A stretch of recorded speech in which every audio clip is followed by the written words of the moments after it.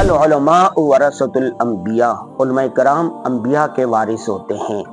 انبیاء کا کام کیا ہوتا ہے؟ لوگوں کو رہنمائی دینا، نیکی کا حکم دینا، برائی سے روکنا، اور جدید طریقہ کار جو ہوتا ہے اس کے مطابق صحیح طریقے سے رہنمائی فراہم کرنا۔ اس راول پنڈی میں ہمارے ایک دوست نے 278 سے زائد پاکستان بھر کے علماء کرام کو جمع کیا ہوا تھا۔ ایک ہفتے کے لیے یہ تربیتی نظام تھا، اس میں ہمیں بھی گفتگو کرنے کا موقع ملا۔ ہمارا موضوع یہ تھا کہ یورپی ممالک کا تہذیبی اخلاقی زوال کا مشاہدہ۔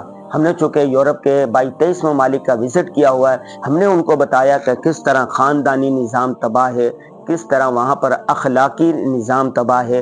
ہمارے علماء اور خصوصاً نئی جنریشن جو بھاگ بھاگ کے یورپ جاتی ہے، دوسرے ممالک جاتی ہے، ان کو نہیں جانا چاہیے۔ اگر وہاں پر جائیں تو پھر علماء کرام کے ساتھ، اسلامی مراکز کے ساتھ، تبلیغی جماعت کے ساتھ رابطہ رکھیں، ورنہ ایسے ایسے واقعات وہاں پر ہم نے دیکھے ہیں کہ الامان الحفیظ۔